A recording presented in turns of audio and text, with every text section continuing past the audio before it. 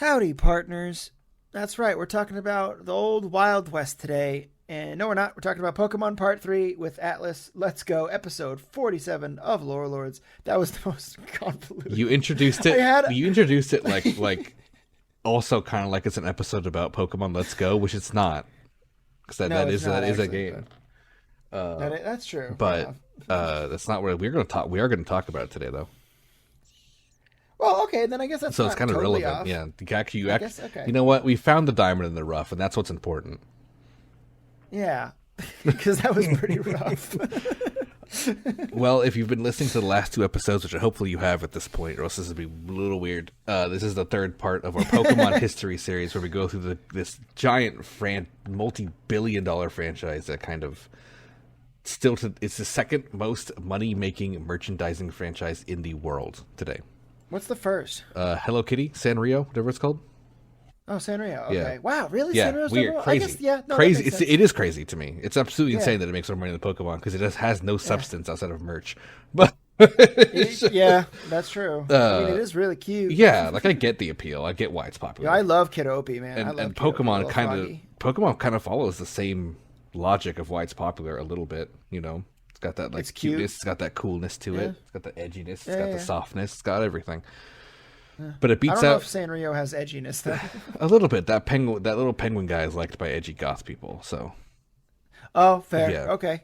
I don't know anything about it outside of Hello Kitty, but I do know that Pokemon makes more money than Star Wars. Yeah. So that's crazy. It's got a lot of story to it, and each generation has its own big thing. And again, like the last time, we're not going to be covering every single little weird Pokemon game that came out. It's just too much to go through. I did manage to cut the length of the episode down a bit, which is good to the notes because I didn't want to do 4 parts. I could have.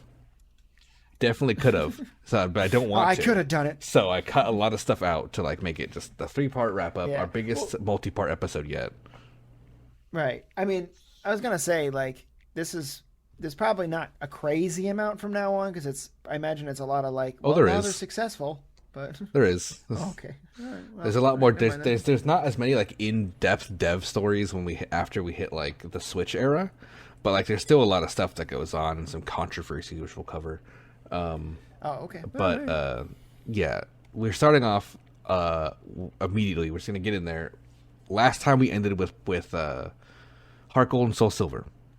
We did Generation 3, which is Ruby and Sapphire, Emerald, Fire Red, Leaf Green. We covered why those are made, the whole plot that Masuda, the director of Pokemon, had laid out, his plan. And how perfect it was. Yeah. It was amazing. And it followed through with Diamond and Pearl and Platinum, and then ended with the remake of Gold and Silver, with Heart Gold and Soul Silver. And now, we're going to kick right back off with our first part, being Generation 5, which was first announced on January 29th of 2010. So we're reaching a very... what I like to consider the more current age as well. We're in the 2010s now. We've left the 2000s and the 90s. So everything from this point on, I remember a lot clearer. It's like release. I remember purchasing them. Right. You know, like I remember like going through it with this kind of stuff. Like I bought the games with my own money. Like I was an adult working. So it's kind of more clear to me remembering these eras. And on January 29th, 2010, the Pokemon Company would announce their next game. It'd be a new generation. There's still a Nintendo DS. It's the same as the last 2 games, which was the Heart Gold, Soul Silver, and Diamond and Pearl. And with Heart Gold and Soul Silver completed, Game Freak would begin moving on to a new generation. Junichi Masuda, who we talked about last time a little bit, his little background, he's still a director. Okay. And he's going to return, and he'll make several announcements at a Nintendo press conference, including the release date. He didn't title them, but he did say that it will be revamped for a new generation. It'll feature several aspects of the game and for the game and the world that will be more different than we've ever seen. All right. And on the next time we would hear news about that wouldn't be until April of that year. So it went from January to April in 2010 on the website for Pokemon. They announced the titles Pokemon Black and Pokemon White version. And that must have had people in a quiver. Yeah, I think it actually kind of was, especially because the cover art for the games which I don't know if you realize because you probably I don't. actually remember these a lot. Yeah. I remember looking at these because I remember feeling that the Pokemon Black and White version was like the most edgy, but not in a cringy way. The most like edgy color choice they could have gone with, and I was like, "Oh, It is. why It's not? also That's we're going to weird." talk about in just a little bit how it is actually intentionally exactly what you just said. The white version, legendary Reshiram, it's a big white dragon, and then the black, Yeah. and then there's the other black Pokemon, which is Zekrom, which is the big black dragon. But the thing is, it's the white version that has the black dragon, and the black version has the white dragon. So they contrast each other. So like That must have been annoying for some people. so like it's in that. So like I thought Zekrom, the black one, looked way cooler, so I bought white version because he's on the cover. But it's a white box with a black legendary, where the black version's the Right. black box, the white legendary on it. It reminded me like kind of yin yang. Yeah, no, that is exactly the point. And this game's biggest difference would be that 3D graphics were introduced. The characters and the sprites were still 2D, but the world had 3D buildings and 3D camera angles, which was new. So for the first time, the camera would like spin around or like zoom in and out and show the world. Yeah, it looks really good. Yeah, It really does. Gen 5 looks fantastic. And the sprites are still really cute. Like, so it's still good that they use sprites for this. Yeah, it was like they retained the 2D Pokemon sprites, but they're like the perfect version of the 2D sprites. Like they never, which is the last time we saw them, so it makes sense. They were and they're animated. Yeah, they're fully animated, which is it was they had different facial expressions, they had little motions they would make when they attacked, when they were confused. So it was cool. So during an interview with Nintendo Power, Masuda actually, I have a quote for him about what he said about the titles, like the choice of the black and white. He said, and I quote, we chose the titles to express the themes of each game. Like diamonds are the hardest substance in the world, so that fit the feeling of ultimateness that we had for Diamond and Pearl. This time we're pursuing the theme of polarity, things that are defined by their opposition to each other. Take, for example, angels and demons, light and shadow. If one didn't exist, the other would lose all meaning. White is a blank state with potential to become anything, while black is complete and unchanging. So our intention actually wasn't to return to the basics, but to evolve this particular theme. Wow, that's actually pretty deep. So, yeah, that's the thing we're going to talk about this time, where we talked about it last time a little bit with, he said that Diamond and Pearl was the ultimate Pokemon, and that was their theme. So now in this episode, we're going to talk about the themes for each game that they've said, like what they are and what the whole point is. So yeah, the theme would be reflected in the game. Black would have a large city known as Black City, which is a big metropolis, kind of like showing the unchangingness of it. Like, it's here, we can't change it anymore. And then white version, also just the Black City in the game was a completely special place for black version, which wasn't in white version. And when you went to Black City in black version, you'd find urban like biome Pokemon, like ones like Rattatas, stuff you would find. Wasn't Rattatas, like patch rats and Trubbishes, the living trash bag, things you find in the streets. And then white version had White Forest, which was a large open wooded area where Pokemon could be found that were native to forest biomes. And this is the first time in the generations that they would actually have major changes to the map between each other. It wasn't just like what Pokemon you could find in what areas. It was actually entirely unique areas. And that's interesting. Yeah. So it actually it's interesting because it's cool, but also kind of means you're missing out if you don't play both versions. So right, it does. I mean, that really basically saying is they're two different games. Yeah, they're two different games, similar but different. And the title would also be the biggest project in the history of Game Freak, with the staff of 70 people working on the project compared to having 20 in the past titles. So they really amped up their staff. They went from 20 to 70, so hired 50 more people to work as developers, artists, coders, and everything on the title. And in addition to this, Generation 5 would also feature the Global Link system, which is a website which has its entire own development staff of 20 people, which would have multiple features that connect directly to your game when logged in with a Pokemon Trainer account. Don't think you can access it anymore. I think it's all offline. Probably not. But it was a fun little mini game kind of thing they had going. I played a ton of it because you had to for competitive play. Yeah, I always felt like Nintendo was like always a year or two behind on connecting to the internet. Oh, 100%. They have the worst connection, like Yeah. multiplayer stuff for this day. Uh, it's a little sad, but whatever. we Especially can, because they make like a ridiculous amount of money. yeah, we can. They just need to learn that that's what people like is multiplayer stuff. Yeah. So not only will this game have a new region, but we have an interview with Masuda about this, about what he thinks about this world. The same interview, he has a quote about how he would approach this game to Pokemon fans. Because many at this time saw Pokemon as a game for children, you know. And when they got old enough, they put it down and they didn't stop. It didn't stop core fans from playing, like adults, like me, who were already adults at the time. Like, we bought the game because it was Pokemon and we knew we were going to like it. But, like, teenagers, you know, they were too Right. cool for Pokemon. Right. No, no way. Yeah. I wasn't playing Pokemon at So- that point. Although, again, like I said, I did see the advertisements, and I remember thinking, like, this is interesting. Yeah. I always had my eye. It's always like I had my eye on Pokemon, as if it was like you know, the old girlfriend I knew I was eventually going to go back to. Like, you never forgot about it. It was still there. Yeah, never. It was But- always there. yeah. Always there. So he wanted to get the teenage and college crowds to take part in the franchise. That was one of his biggest goals, Black and White. And he ended up saying in this quote, "I spent about a year thinking about how to design new aspects that would be perceived as cool and cutting edge by adults. I decided to make all of the Pokemon completely new so that everyone would be able to start from the same page, whether they were a longtime fan or a completely new to the series." So, like I I mentioned, mean, that's pretty genius. Yeah. yeah. I mean, especially because, like, at that point, everybody who was in high school and college at that point, which was us basically, like, Yeah. you know, like, we grew up with it. So we already are very familiar with the concept. So it's basically the perfect way to try to reinvigorate our generation. And it definitely did, because I had tons of friends who played, like, in college. Me too. Because that's when I went full born. Like, I after I graduated high school, I went full bore nerd again. I was like, I just like nerdy stuff. Fuck everything. I don't care anymore. Yeah. And like, I just hung out with all my nerdy friends and all that again. But but they were all playing it. You know, they all had DSs and were playing it. But I Yeah. remember selling my DS to GameStop for like $30. Oof. I know, I did the dumbest fucking. That's thing a big you could oof. do Yeah. That's a big oof. Yeah. But anyway, I think I still I have missed my out on old this, and original I'm bummed. DS hiding in one of my shelves somewhere. I have my Game Boy Advanced. I don't. I wish I had my Black SP. I loved that thing. I had one from Target, so it has that Target symbol on it. Wow, that's really weird. Actually, I didn't know that existed. I show it to you when you come over next time. That's kind of rad, though.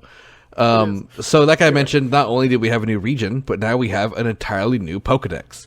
And this game would take place in an area so far away from the previous regions in the world, the native Pokemon would be completely different. Ken Sugimori, the artist who we've talked about since the first episode, would retain his role as the head artist. And he would say that the idea of making all the new Pokemon, like, from scratch, actually made it a lot easier to make a new region. Because they were able to make biomes and then fill it up one at a time with ecosystems. Right. So it's like going back to square one, kind of easy to build up, as opposed to trying to fit in, like, where does this Pikachu fit? Like, they could just make a new thing. It for doesn't things like matter. this. Yeah. He also mentioned that they scrapped 3 times as many Pokemon as needed, and they went through an extremely rigorous selection process of what would make it in the game. Oh, I imagine being a designer for Pokemon is incredibly stressful. Because, like, you'd think that, like, oh, they have to come up with so many. I'm sure they pick a lot. I'm like, dude, I bet they come up with fucking thousands. Yeah. Like, Yeah, which they literally do. know. Like, they had a whole Yeah. 151 Pokedex for this game, and if they scrapped 3 times as much, that means they came up with, like, 500. Yeah, So, which is insane. yeah. Yeah. And the biggest thing is that not only would there be a new Pokedex, there'd be no old Pokemon present in the world, period, despite how popular they were. No Pikachus.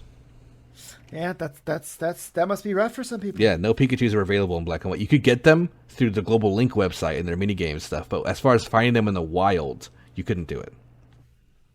I mean, that makes sense. Yeah, so you they know? still gave you a way to get them. You had to do a little extra effort.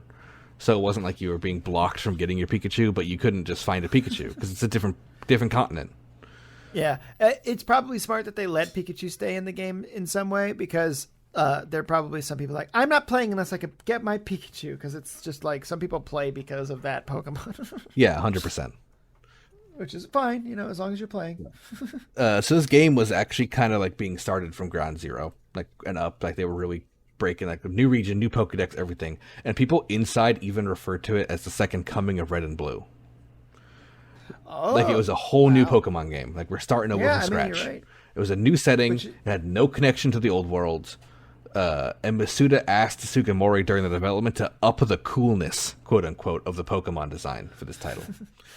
All right. So what this meant to Sugimori is, okay, we're going to cut down on cute and up the cool, which is basically round edges become angular in art. Yep. So that's what he did. There's a lot of angular styled Pokemon. And it's also reflected in like their battle stances, like trying to up like the edge level.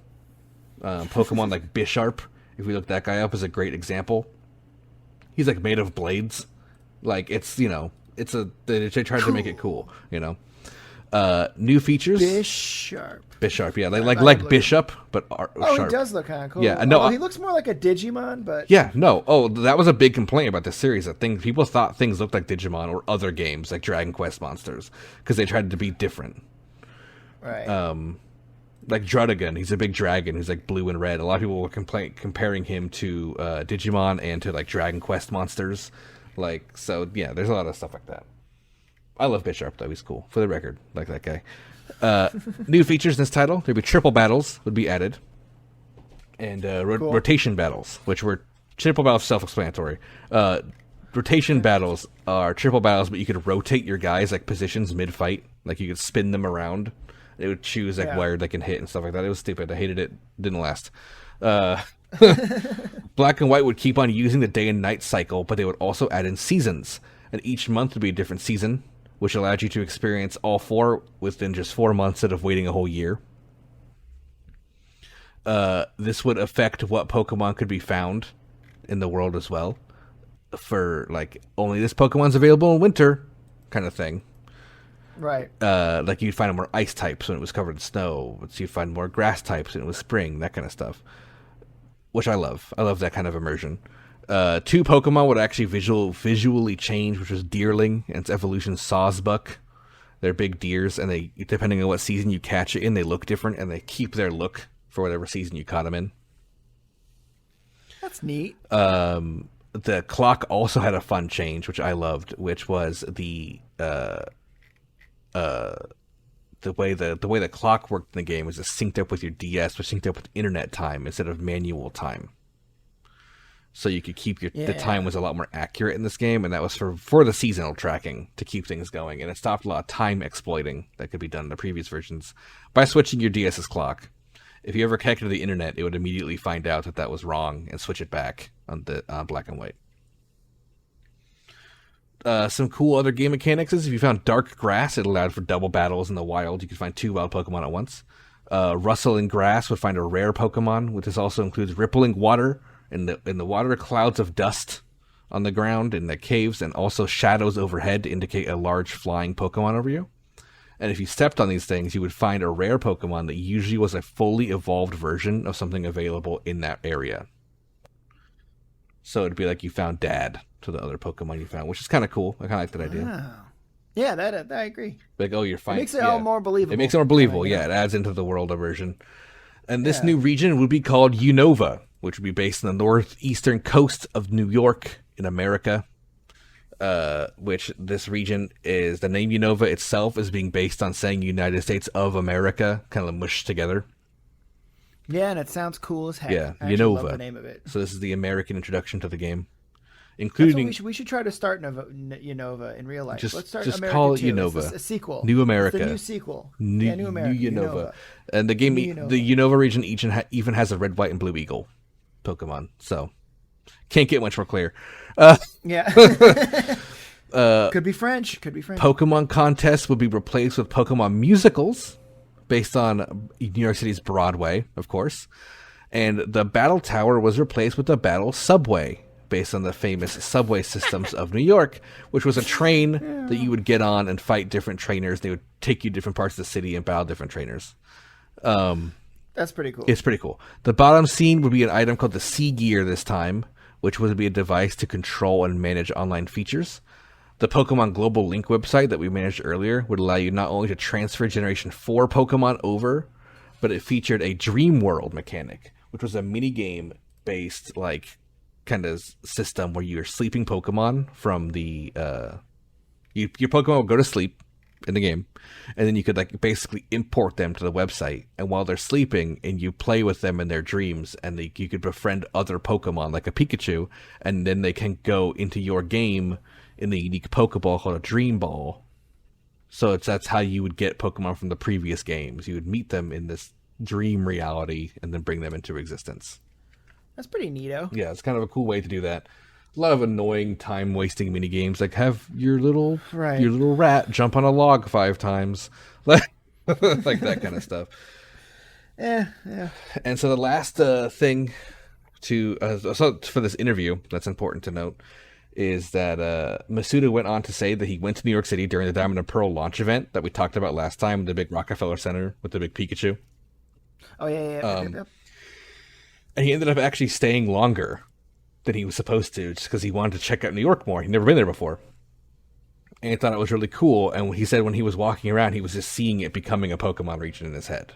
Like, he's like, this has to be a thing. Like, this is the next world. Like, he was so impressed by the different cultures and the individual communities in the streets of New York, where, like, streets would have their own festivals and their own little events, and families living in areas so long, and these little restaurants that were, like, so, like a 100-year-old restaurant that just, like, has so much like nice feel to it that he just loved the city. And he's like, this is it, this is gonna be the next one. And the last, I mean, that's the reason I love New York, baby, is basically all those things. Yeah, it's got a lot of community in that city.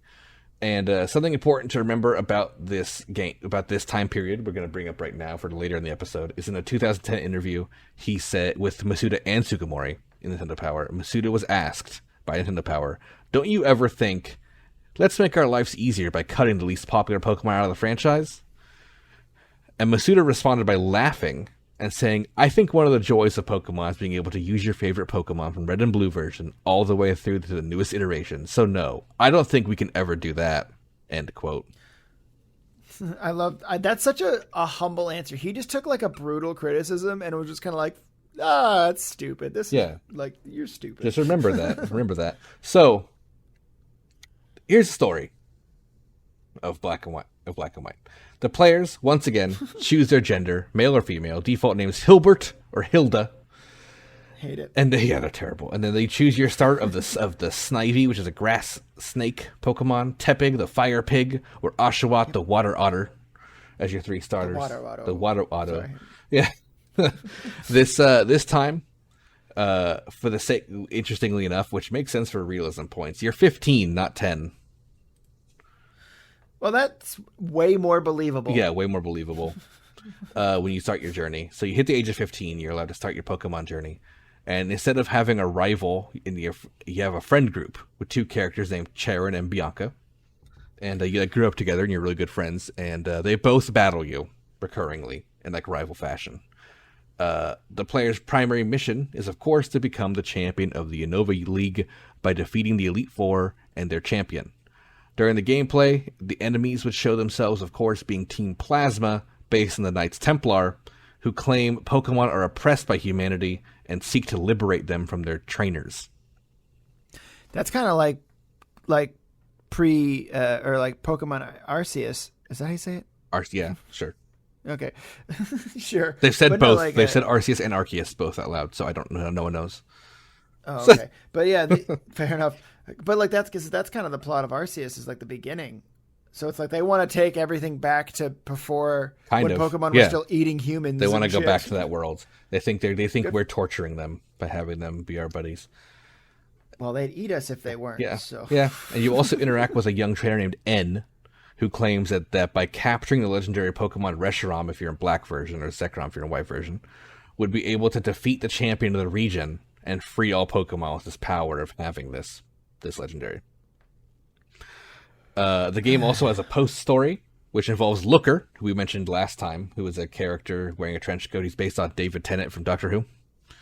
Wait, really? Yeah. He returns from Diamond and Pearl, or from Platinum version. He returns in Black and White to make a small role. And he's the common post-game character. He always shows up to help out. He's a world police agent, and he's a cool character. He's very cool. Oh, was he the guy who we think is in Yes. the There's a man first one? in a coat and a hat. He's like, I'm an international police agent looking out for Team Rocket. That's like what he does. So and I think Right. in one of the animations he is on the SSN. So it's like that's people are awesome. like they're like, oh, that's Looker. Um so yeah, it's called the Looker instead of the Doctor. That's the joke. He looks just like David Tennant. Wears the same blue suit under the brown trench coat. Oh, that's awesome. So these titles would release on the 18th of September in Japan, and this time hit Europe on the 4th of March, in the US on the 6th of 2011. So they came out in Europe first, which is weird. That's weird, especially considering it took place in America. But okay. Yeah, I don't know why, but yeah, that's double weird. Like the one that it's the only time ever. It's never going to happen again. It's just like for some reason they hit Europe first. I feel like it's got to be some kind of like It was a technical problem. Like it had to be. yeah, or something with the something like that. translation Yeah. hit a weird snag, and Right. Europe was ready first. I don't know. So the game would average reviews at 9 out of 10, beating out its predecessors, which were hitting around 8 and 8.5 out of 10s. And IGN review saying, aside from a weaker lineup of monsters, largely an aesthetic complaint, this is the best Pokemon has ever had to offer on every level, renewing my waning interest in monster battling as a whole. And it would score at 9 out of 10. What a heavy criticism, but the game is too good to give. Yeah, basically, like, I don't like the Pokemon, but the game's great. Like is what they're saying, which is that's the common sentiment, which is why I put that in there. A lot of things people didn't like the Pokemon. They didn't like there was an ice cream cone. They didn't like that there was a flat dude named Stunfisk that just looks like a dumb idiot.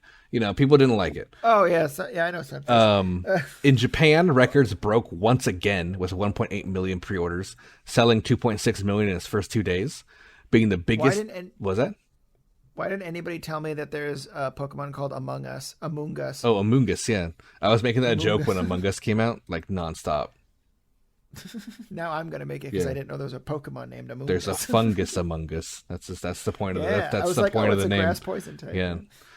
I like it. Okay, So yes, 1.8 million pre-orders in Japan, and in its first 2 days would sell 2.6 million copies, which made it the biggest handheld launch and Pokemon launch in Japan. Woohoo. It would end up selling 5 million copies come January, which was the fastest DS series to reach 5 million. In the UK, Black and White broke records, being the biggest Pokemon launch at the time with 800,000. The US saw 1.8 million sold day one, breaking their platinum day one records of 1.05 million. God damn. Total sales would end up at 15.64 million, just shy of Diamond and Pearl's 16 million total. Oof. But that's still, I mean, pretty amazing. Yeah, it broke launch records, but not total sale records in the end. I do remember always hearing from a lot of my friends saying that like Diamond and Pearl series is the best series. Like people are freak out about it. A lot of people really like Diamond and Pearl. So near the end of development, we would see the beginning of the next game being made as per usual. But this time the formula would be broken, which despite rumors of Pokemon Gray, the third Gray version, like the Platinum and the Emerald and the Yellow and all that stuff, which would feature Kyurem, which was the third of the main trinity of legendaries, which was literally gray colored. They would end up doing something different. Game testers would approach Masuda about how much they liked the story of Black and White over other titles, especially the mysterious character N and the leader of Team Plasma Gestus being a lot more intriguing and having actual development in character for the first time in Pokemon. Masuda said that Gray was in fact on the table, like it was in the running for a game, but they would decide not to do this.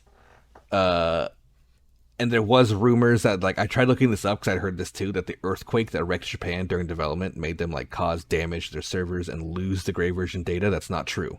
There's no actual evidence supporting that. That was just a rumor. Maybe it's true, but if so, it was at least never confirmed. That's the best way to put it. Right. Yeah, fair enough. Which is a bummer still. I mean, that was still an insane earthquake. Yeah, it was. And it did hit there. It did hit them. They did get hit by it. So it's, we don't know. So a man by the name of Takao Uno would take on the project and be the director for this. And they would agree to make proper sequels for the first time, continuing the story in the titles Pokemon Black 2 and Pokemon White 2. They also decided to make this one for the DS instead of the 3DS, which was launching around the same time the game was. And the decision of this was to allow players who had the original DS to have access to the sequel. Right. They didn't want to cut people off and they go, you got to buy a new console to get the sequel. So Yeah, that'd be me. yeah, so That's good. Masuda put his foot down. Was like, no, we're doing DS. They would, however, have a special 3DS app called the Dream Radar, which was an AR thing where you would capture Pokemon using an AR system with the camera feature and gyro feature of the 3DS, similar to a Right. future mobile game we'll talk about in a little bit. Heard of it? The only new mechanics to this title would be Pokestar Studios, which was another play on Americans' love of movies and movie industry, where you would make your Pokemon be a movie star. Hell yeah, let's go. It was a fun little mini game. Got some cool stuff from it. The fan favorite Pokemon Tournament was introduced as a post game system where you can battle trainers from all the previous games, such as Lance, the champion Elite Four in red and blue and green and all that. Giovanni would show up to battle with his Mewtwo. Wow, that's awesome. You could fight Misty, you could fight Brock, you'd fight Faulkner from the first gym leader from Generation 2. Everyone. And of course Cynthia, which you really crossed your fingers wouldn't be your opponent because it was a random showing of who it was every time. And if you ever had wow. Cynthia in your bracket, she always won 100%, and you have to fight her at the That end. sucks. So, so you didn't want that to happen. No. The Pokedex also would open up a lot, which allowed for older Pokemon they found in the wild, which is cool. This is also the first time you could ever catch wild Eevees. So Yeah, I actually knew that. a lot of people argue that, saying that this is confirmation that Eevee is from Unova, which is why it's so rare in the previous games, like only available through trading and eggs. Like this rare Pokemon because it's from the American area. So I actually didn't know that. I didn't know that Eevee was from here though. yeah, I didn't know you it's could the catch only wild place you Pokemon. can find it wild is here. It's in some of the more feature games, which take place closer to here, like the UK or France. You can find like wild Flareons and shit.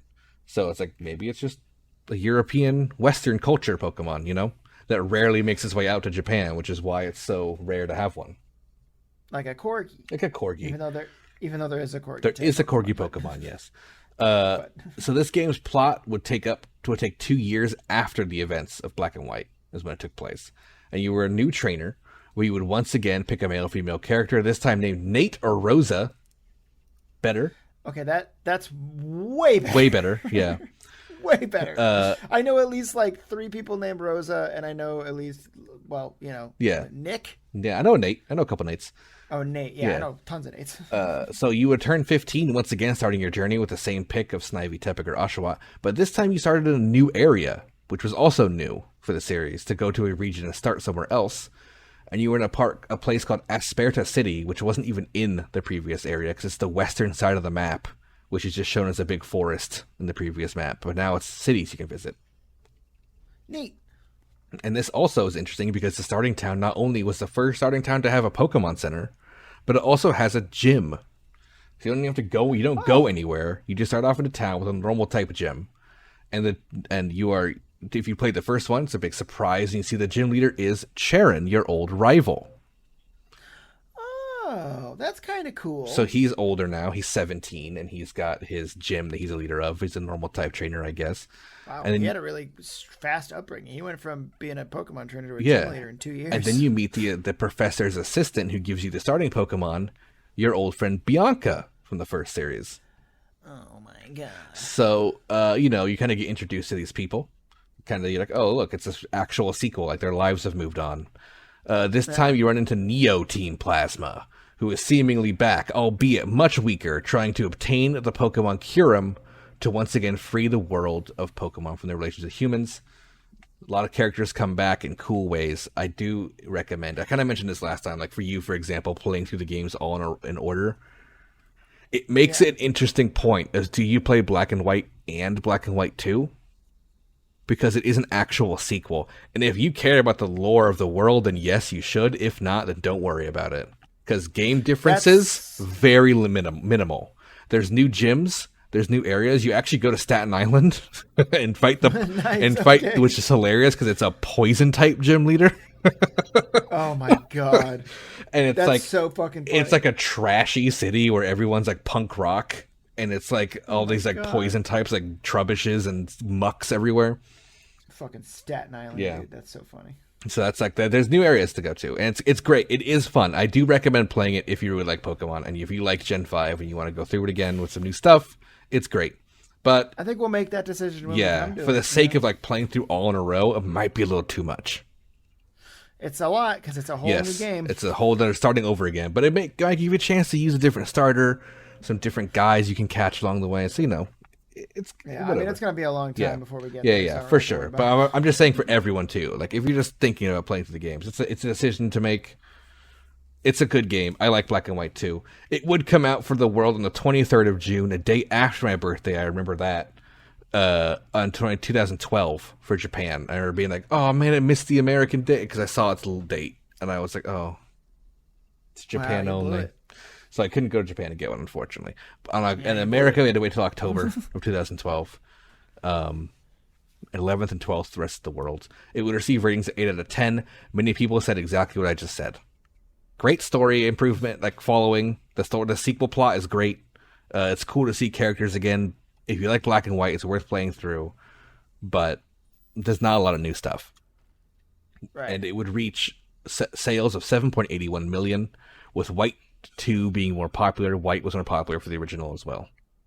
So, because the world's racist. No. I think it's because the cover Pokemon Zekrom is like way edgier looking. It's a big black dragon.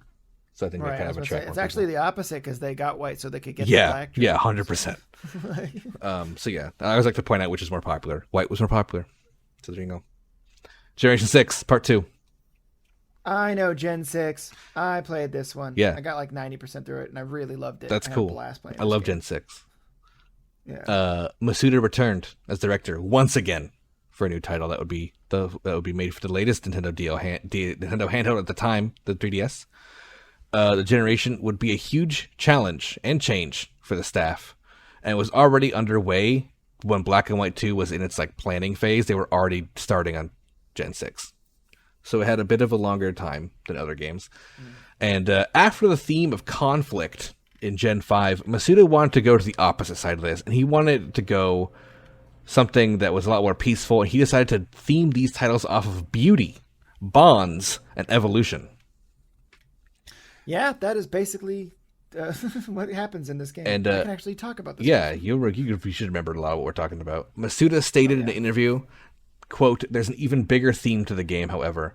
One that I'm always thinking about when directing Pokemon games, and one that I like to think applies to the real world.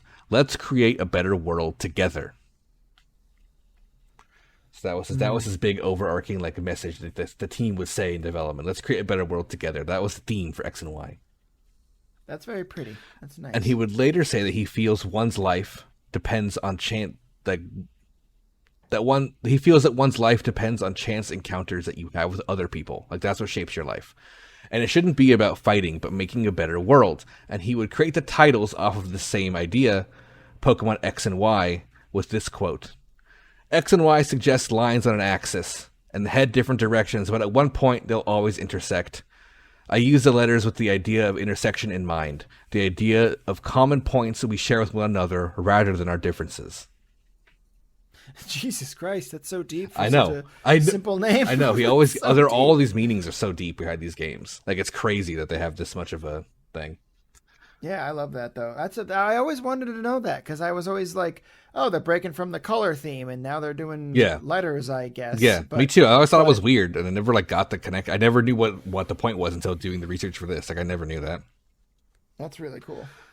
We mentioned the staff went from 20 to 70 last time. This time the staff would go to 85 Game Freak employees. But they would use over 400 more employees from the Pokemon Company, Creatures Incorporated, and Nintendo to create this game. So it had a staff of 485.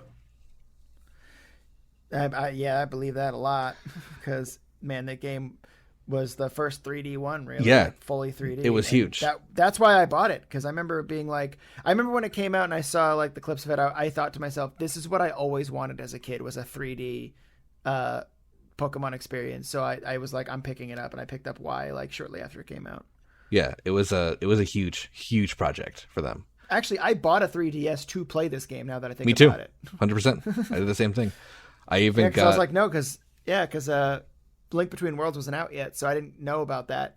I got the blue 3DS to play the red version of the game. Why? So because I just thought that'd be cool to have it like contrast with each other. Yeah, I dig that. So when on the topic of beauty, the first country that came to mind for Masuda was France. Yeah, pretty accurate. So pretty good choice. he would send multiple employees, especially as artists, to France multiple times to explore the area, look at the cities, look at the hills, look at the nature, record what they thought, draw the world with Pokemon in it from their perspective. That's how the artist approached it. Flowers are a popular theme in this game. A lot of the routes have flowers on them, like rows and rows of flowers. He would name it Kalos for the region, which means beauty in Greek. Ooh. And, oh yeah, actually I did know that from Age of Mythology. Yeah, Kalos. That's the name of the region. And the main legendary trio, Xerneas, Yveltal, and Zygarde, X, Y, and Z, would even be based on Norse mythology to further add in some European themes of the area. Another major change would, of course, like you mentioned before, the franchise would be made entirely in 3D. And on top of that, players would be able to customize their characters for the first time. You got to pick a skin color, not just a gender, a hair color, and you could get outfits, you get clothes, which was cool. Yep, I remember that. I customized my guy a couple times. Yeah. And for the first time, for the first time since Gold and Silver, they added in a new type, which was Fairy type. Yeah. And this was added in directly to counterbalance the overpowered Dragon type. That is the only reason Fairy exists. Which I knew back then. I remember. Yeah. But it's literally why. Yeah, I remember when I first came across my first Fairy type, at first I was really mad because I was like, what is this shit? And then I actually really liked it. I don't know. I thought it was a good addition, to be honest. No, it's great. It's needed. It's also for playing online, Dragon is always king. So they needed something to take out Dragon types. So they put in a Fairy type, which also makes sense. A lot of Pokemon are very similar to fairies in different cultures' lores. So it works a lot of different Pokemon. Another big feature that was added, of course, was Mega Evolutions. And this was a feature that allowed you to evolve an already fully evolved Pokemon into a new stage, albeit temporarily, ending after the battle, but they reached new heights of power, a whole other tier of power. And as far as competitive gameplay would go, you would always base your team off of one Mega. Like you'd be like, oh, this Mega Evolution is what I'm basing on, because you had to have one or else you would lose. That's the bottom line. Yeah. Oh, yeah. I had a couple, actually. Yeah, you would collect a bunch of stones to the game, which you could give to different Pokemon. They would evolve temporarily in your battle. I had the Lucario one. That one was fun. Yeah, Mega Lucario, I think is the first one you get. And then you get one for the starter from the Gen 1 that you choose.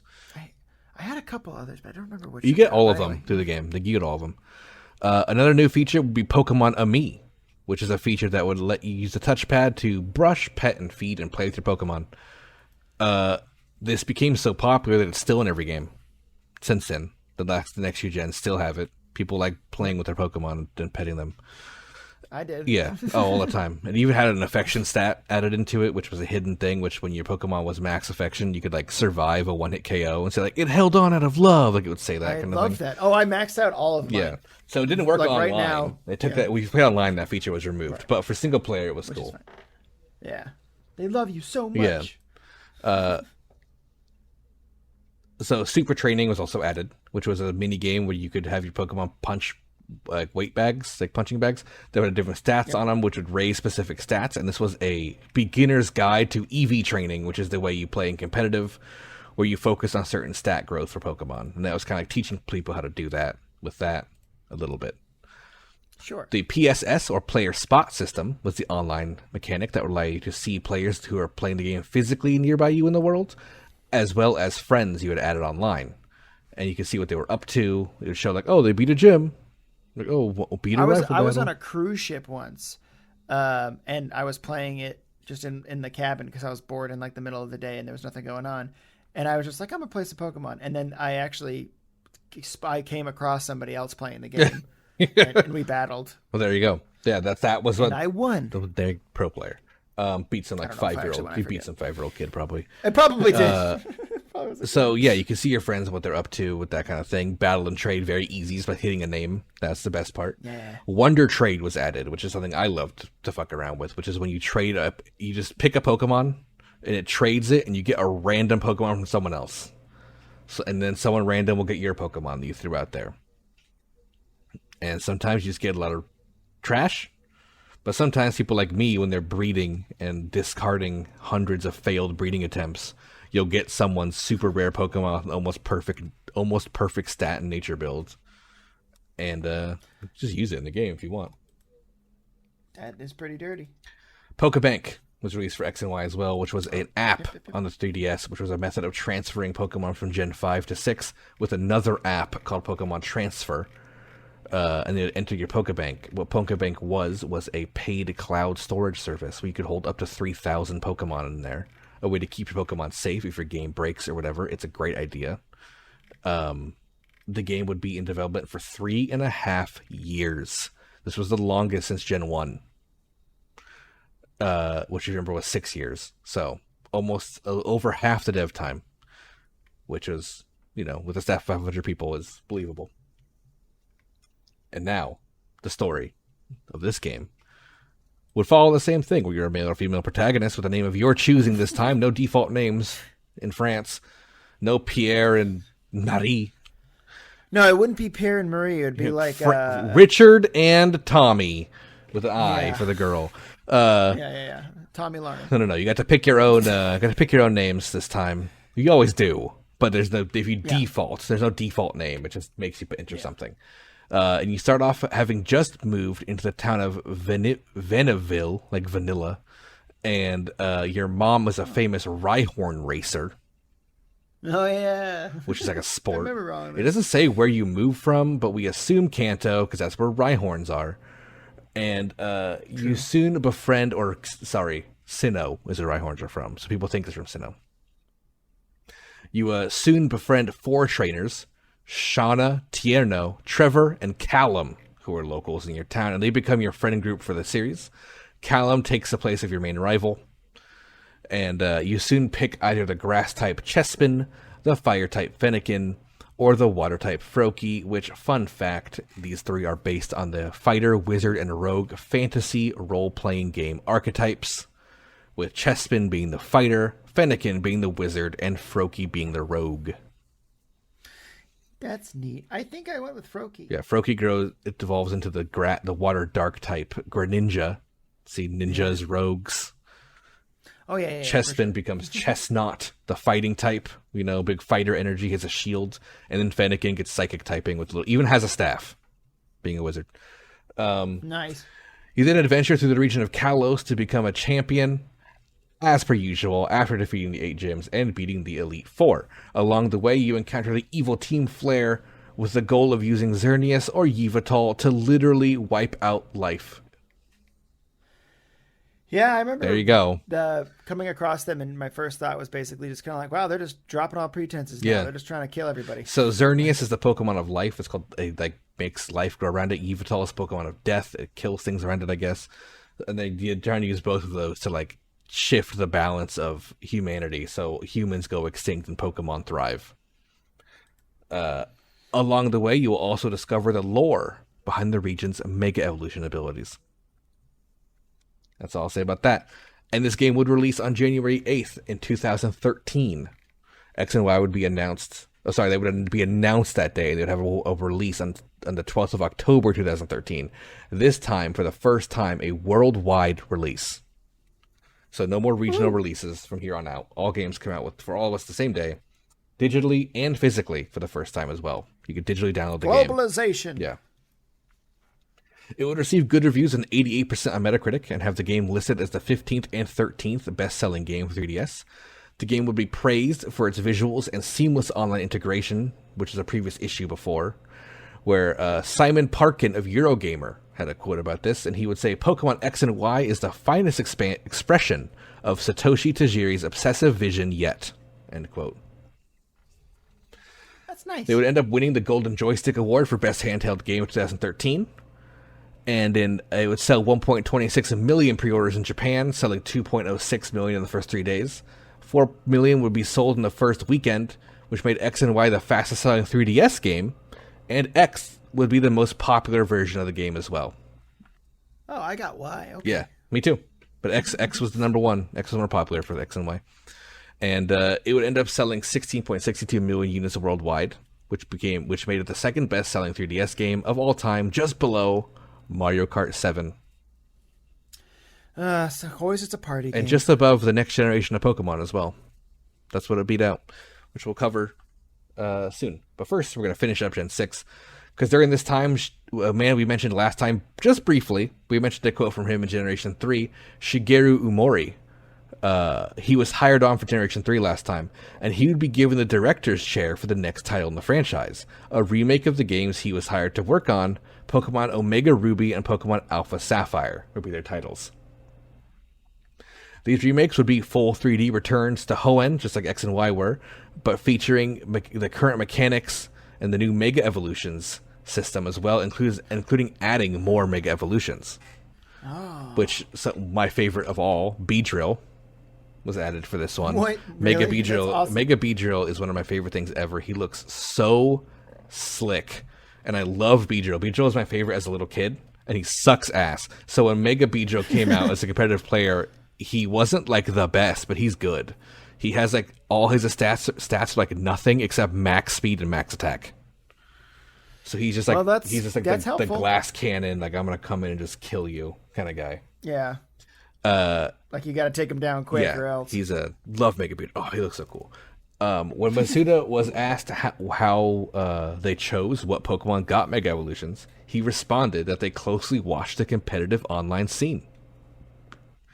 Oh. So that was actually the first time they acknowledged that, saying like, "Oh, we're picking things for balance reasons. Like we're picking Beedrill because he's never been used once in the entire competitive online scene." So he's getting a Mega Evolution. Like that's kind of what they did. Nice. Which is, I love that they acknowledge that. Like it's kind of obvious also, in hindsight, but I like when they say it out loud. Like, yes, we acknowledge online play. Like you guys are a big part of the game. I really enjoy the Beedrill, Mega Beedrill. Yeah, he looks really cool. He's like a little bug jet. Yeah. And there was also a funny thing I wanted to bring up because it was brought up in the interview about the game. When also just to bring up Mega Evolution new ones, they also added Megas for Groudon, Kyogre, and Rayquaza, which I hated because they were already God level and they made them Giga God level strength, and so they were allowed online because they were the title ones, so you could bring them on. Yeah. So you had to have one in your team or else you were dead. Like that's the bottom line. Like it kind of. Did you only get one? No, you got all three, but it made the meta interesting. I think you would get your Generations one and then Rayquaza. Like you would get your version ones. You get like Kyogre for Sapphire and then Rayquaza. See, people would trade, so you get a Groudon, someone else. Sure, yeah. And they were asked in the same interview. They said, "Why?" The interviewer from Nintendo Power said, it's Game Informer. Game Informer asked, "Why in Generation 3 is it the only game for your Pokemon trainer to feature a father?" And they both apparently laughed to that question, and Omori responded by reminding us that we are old enough to be their fathers. Oh. So that was just, I don't like that he said that. I don't like that he reminded us that we're old now, basically, is what he's saying. He's like, well, you could be the father if the kid's 10. And they were just like, oh, no, you're right. Stop it. Contests would be made from ground up, which you remember contests were introduced in Generation 3. So they were brought them back, and they were made from the ground up to fully utilize 3D mechanics of 3DS. A lot of people loved it. Cool. Again, there's a contest crowd out there, so people were into it. The game would feature a post-game story titled The Delta Episode about Rayquaza, which was basically a reference to Emerald. Right. So that was cool. They did that. They gave you access to Rayquaza, and they had a whole storyline about it. The game would release worldwide on the 21st of November in 2014, 1 year after X and Y. It would score a Metacritic of 83 out of 100. It would be praised for having great graphics and updated systems, but critics disliked two things. The fact that it was almost returning to Hoenn was cool with the new Mega Evolutions and stuff, but they didn't like that there was no new gym leaders, no new cities, that kind of stuff, which is stupid. It's a remake. What are you expecting? Yeah, But the other thing, which is a very valid criticism, was the overuse of hidden machines, which is HMs, which is a system in the game. Like, you get things, for those who don't know, you get certain moves to allow you to progress and traverse the world. Generation 3 went crazy with them, and there's like 8 that you need to have. So people didn't like that, which they would take that. I didn't know they were called hidden Yeah, machines. HM. Technical machine for TM, hidden machine for HM. Huh. I learned something. And that would be a criticism Nintendo would take to heart. I'll just say that. And this game would sell 3 million copies in its first week, breaking UK's day one record set from Black and White with 900,000 copies. So they sold 100K more in Black and White. It would total sales at 14.50 million, which broke sale records for end of generation titles. So it was a new, the remake record, I guess, really, was set with as we call them, ORAS. So I don't have to say the whole name over again. And Alpha Sapphire would prove to be more popular, just like Sapphire was back in the day. So. Is that the one you got, or did Yeah, you get Ruby? no, I got Alpha Sapphire. I played Sapphire when I was a kid, so Alpha Sapphire was my pick. So now we're going to end off that and go into Generation 7. We're going to start off this bit after ORAS. Another big shift would happen at Game Freak, where Junichi Masuda would pass off the director torch to Shigeru Umori, who made ORAS.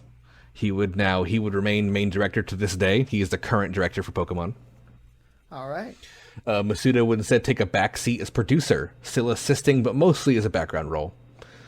Amori states that the titles for this entry will be based on the R2 main celestial bodies due to their metaphorical representation of human relationships and how they're responsible for life as we know it and all our animals and our plants and all of us on this planet. And he would title them Pokemon Sun and Moon. Yeah, I saw gameplay a lot. Somebody play this a lot. So I was playing Pokemon Y, and they were playing Sun or Moon. I don't remember which one exactly, and I remember just like it looked beautiful. It does. Like a really pretty. It looks game. good. Yeah, that's for sure. I don't know if it is a good game because I don't know. Anything I love it. I hate it. I love it. We'll talk about that in a bit. These titles would be set to launch the 20th anniversary of Pokemon. So Omori had a big task to make them big. It was you're making the 20th anniversary game, so good luck, pat in the back. Fun guy. He decided it was time to make drastic changes to Pokemon for the first time. He would find a new region, which he had already decided because he wanted to make it an area for Pokemon since he was brought on board because he vacationed there not only as a kid but as an adult. And this region would be based on Hawaii. Nice. The region would be called Alola, and it would be based directly off the state of Hawaii. The map is almost literally 1-to-1, focusing on each island being their own unique ecosystem and biome, which is a big feature of Hawaii today. So for Pokemon, he's like, here's a great chance to have completely different regions, like 5 regions basically in one game. That's really cool. He would often vacation to Hawaii, like I mentioned, but this time he had a great excuse to do it because he would bring his art team. And he would write it off as a work expense, along with other... That must have pissed some people I'm off. sure it did, That's but they did genius. is genius, and it also was legitimate work because he would research the areas. They would explore the caves, the hills, the mountains to draw. They would draw. I think there's some concept art you can find out there of them where they would literally like sit there and draw a site they would see, but they would draw it like in Pokemon art style, and then put Pokemon in it. If that was like how they would like plan out these areas. What a fun job. Yeah. What a so good. great Like, job. yeah, I went to France. I went to New York. I went to Hawaii to just draw these locations. Yeah. Like, yeah, and then just Fulham filled with Pokemon. Yeah, to see how it would do with Pokemon. So that's pretty cool. During development of this game, the company Niantic, in partnership with the Pokemon company, released a game you've probably heard of called Pokemon Go. Yes, I did.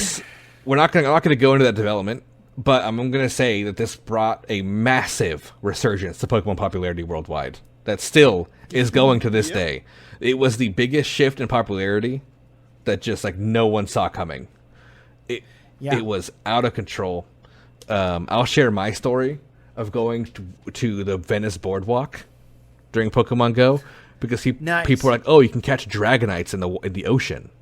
And I was like, that big, like on like coastal areas is where Dragonite show up. So we went there. It literally was packed. You could not move on the pier. There was cops with signs saying, "Pokemon Go players, wait because we've reached pier capacity." That's so awesome, dude. Yeah, I remember I was in my old roommate and I went to just like North Hollywood because it was 7-Eleven. And if you don't know, if you go to 7-Eleven on 7-Eleven, you can get a free Slurpee or slushie or whatever. And so we went, and then we just started walking around the park, and that was near the one we went to, and it was literally just like a sea of people catching Pokemon, and we joined them. We jumped in, and we were like, and then at one point I found an Onyx, and I was just kind of like Onyx, and like a bunch of people were just kind of like, oh, like you kept like there was like waves of people calling out Pokemon and then celebrating things. Yeah. And every now and again, where like somebody would be like, all right, I put down a lure. Yeah. A lure, yeah. They put down the lure, and it was just like, fuck yeah. Yeah, there was cafes and restaurants out here giving you free drinks if you put down lures.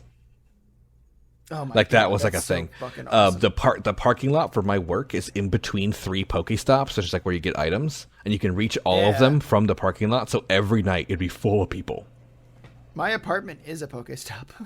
Yeah, my work is one, and then there's the post office next to it, which is one. I think there's some. I can't remember what the third one is, but something else around the area is another one. But you can like reach them all. It's. Man, I might play Pokemon Go again. I go on and off with it. It's just a fun little thing to waste some time on. Yeah, now that I have a good cell phone again, I can actually handle the game. Yeah, there you go. So as far as Sun and Moon goes, it didn't directly affect the development of it, but it did put the public's eyes on it. People were starting to renew interest, and like, so what's the new Pokemon game coming out, huh?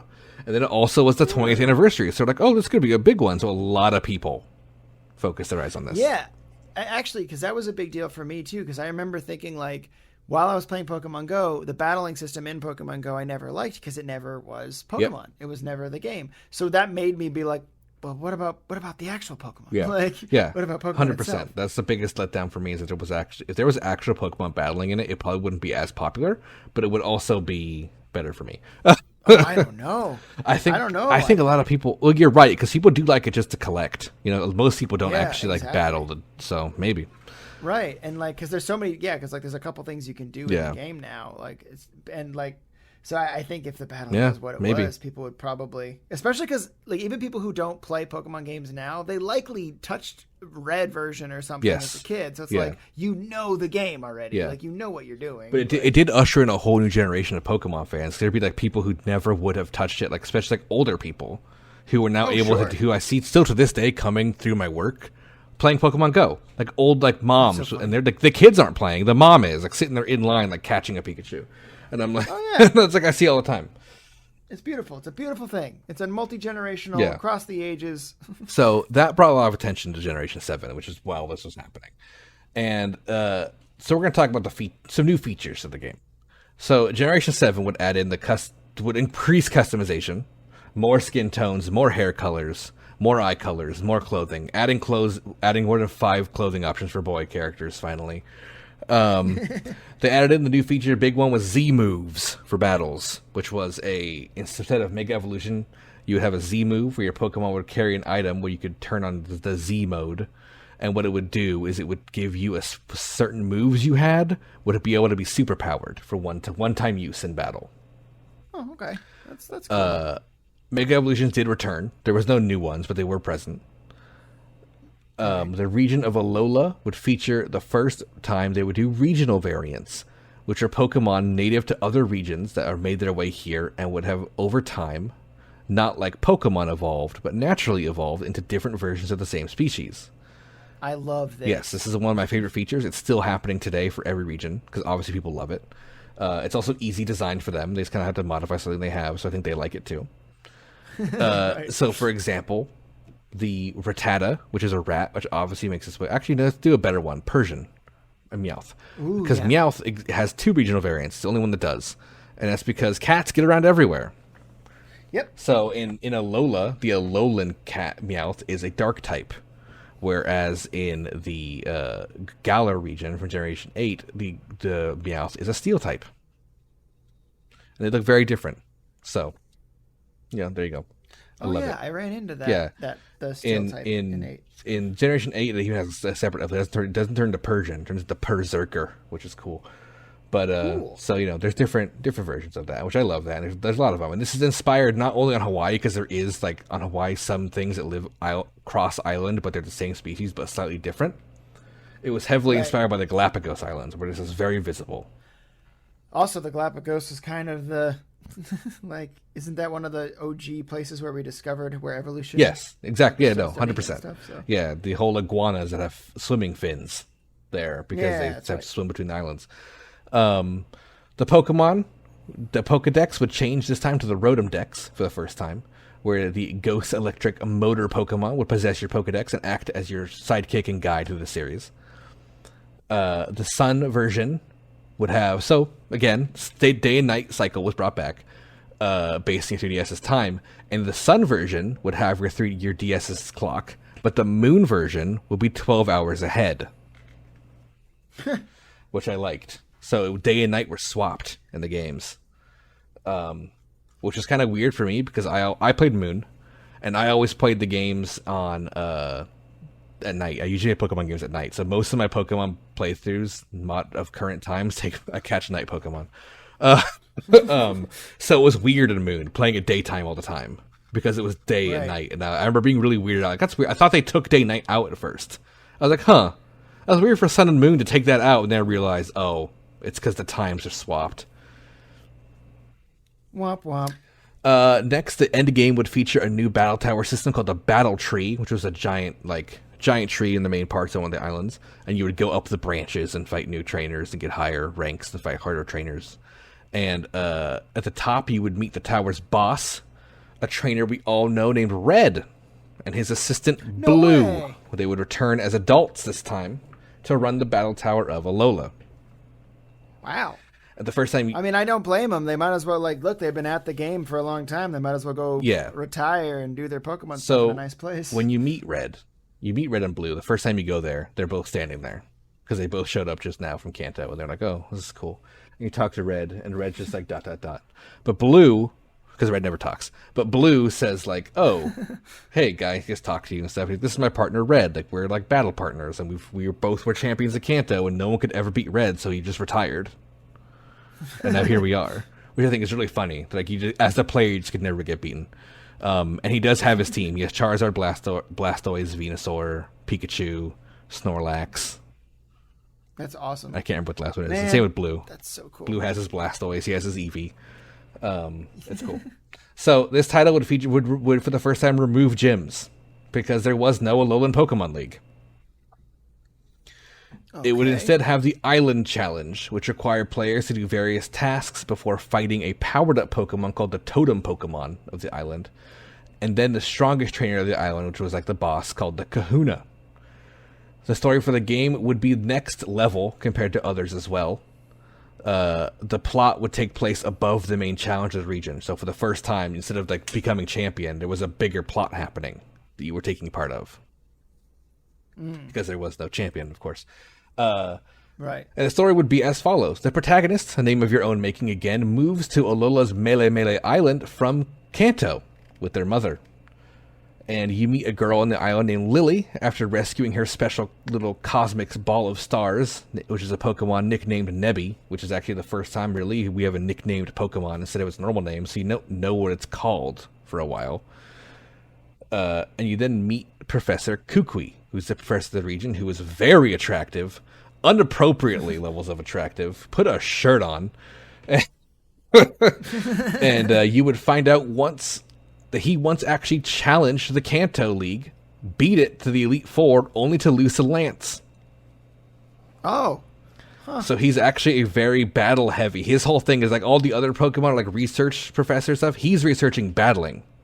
That's his whole thing. He's a competitive player. Which is why I like him a lot. And it also goes on, he's researching the whole Z move thing. You know, the new like feature. It's a battle move, so it's all battle themed.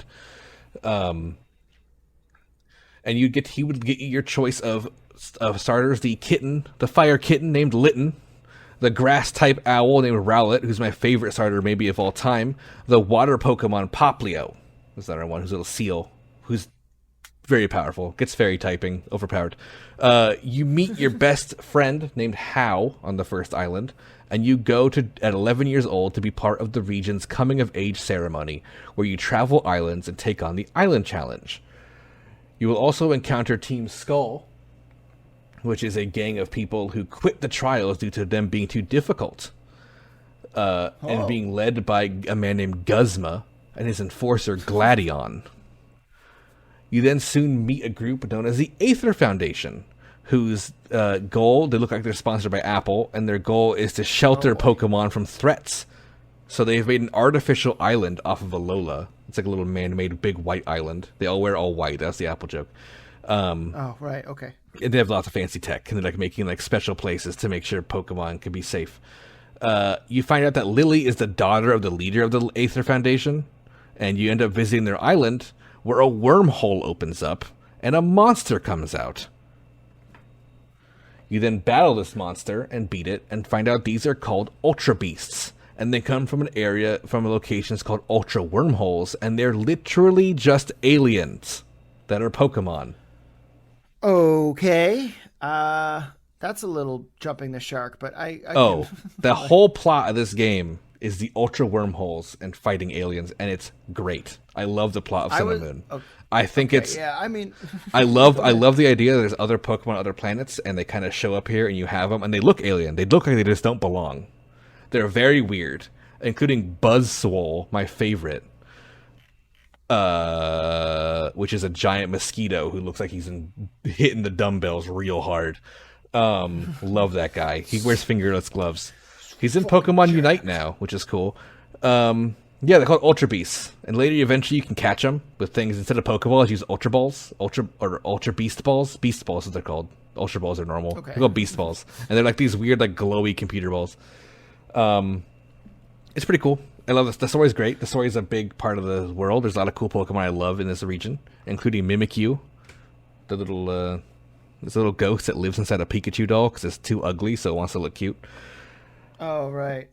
So you would also have a post-game story featuring Looker, once again, as he's arriving to solve crime on Alola, and this time he has a partner with him, Annabelle, who is actually the leader from the Battle Tower in Pokemon Emerald, which is an interesting little thing. And you see these two kind of go through a story, and you help them out dealing with wormholes, and it actually is one of the biggest, like, Pokemon game lore solidifying stories in existence. Like, it really sets the lore in for Pokemon worlds and the games and the show and the manga and how it works and how these ultra wormholes react to a multiverse system going on. And it's kind of weird. Kind of cool, though. Kind of love the Looker. I like things he's in, so it was cool. Yeah, I dig that. I also just like the fact that the Looker just keeps coming back, especially because it just seems like the guys just watch Doctor Who. Yeah, 100%. No, so like that was I'm glad you saved the wormholes to a dramatic point because you described so much about Sun and Moon and it all sounded so cool. I love the culture around Pokemon that this area has. I like instead of gyms, there's like different types of... It feels very like... Yeah, they wouldn't have gyms everywhere. They'd have different types of cultures with Pokemon in other places, especially in places that are more isolated, like Hawaii or Lola. I mean, I don't think it's too much of a spoiler, but after you defeat the Island Challenge, you do form the league. You do it. Oh, so that's kind of... First, I mean, you know, first champion as yourself because you're the winner.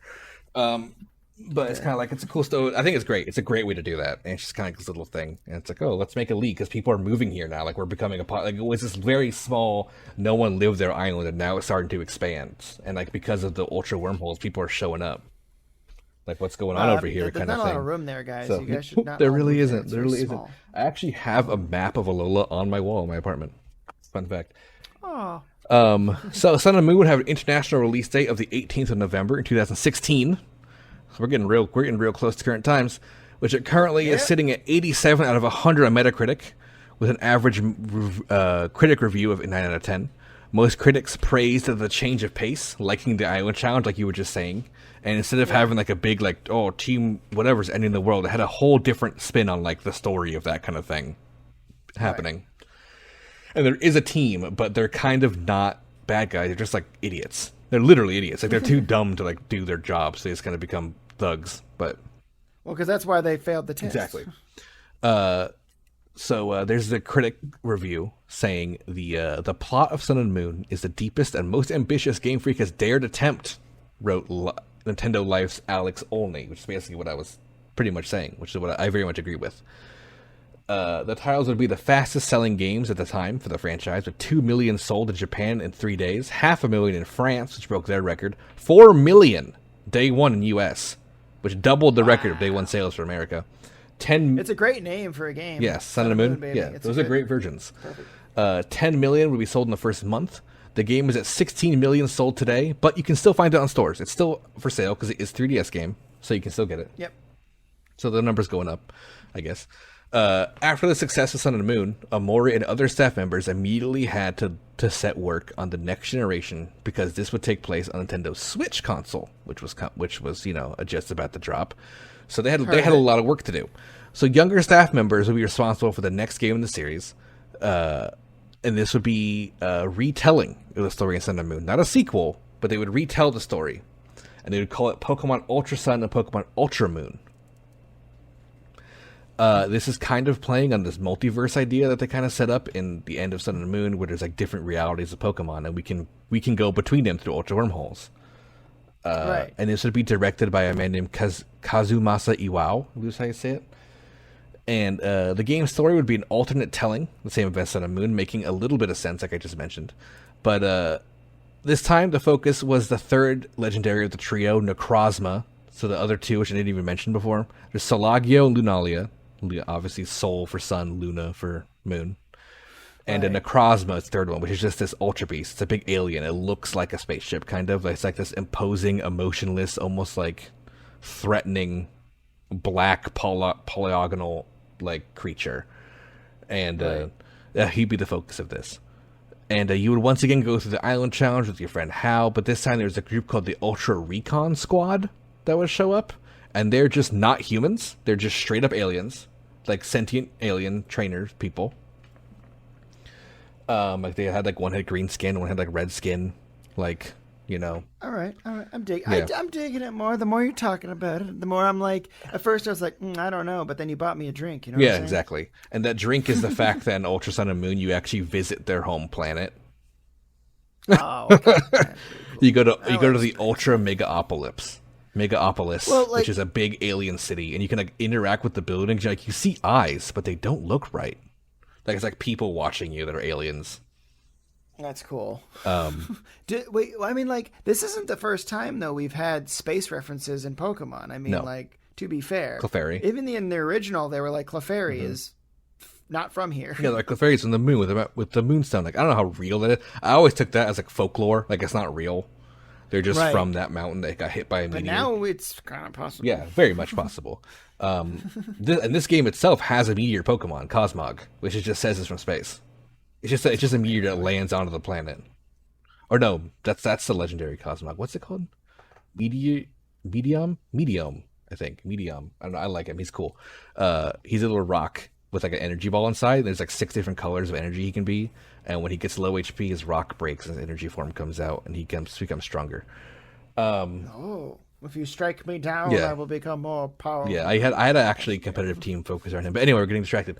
So the end game would be a mechanic where you rode upon Solagio or Lunalia, whichever version legendary you had. You would ride on their backs through wormholes, and you would end up in different realities where you could find Pokemon such as Pikachu, which wasn't native to the island, or Moltres, which wasn't native to the island, or Mewtwo.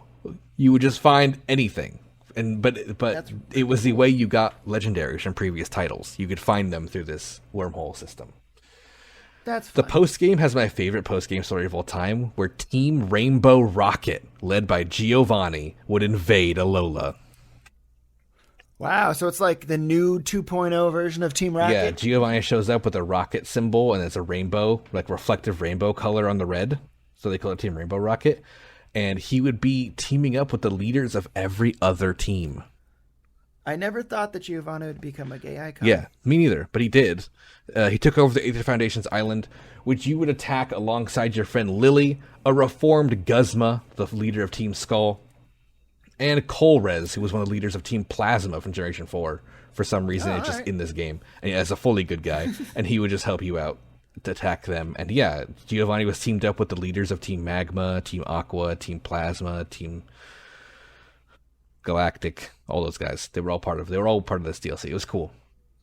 That is kind of cool. Yeah. Because that's what I always wanted to know after meeting all these teams after a while. It's like, do they know each other or like what's going on here?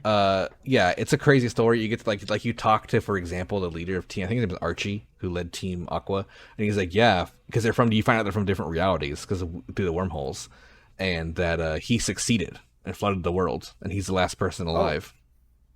Oh my God. And he's like, he's like, yeah. So I realized I was wrong when everyone died. And like, it's just like, so you get to talk to people after their success. Because we always talk about their plans are dumb and don't make sense. And then you get to see their reaction to it all. Oh, the Team Flare guy's in it too. He has Yveltal. It's fun to fight him.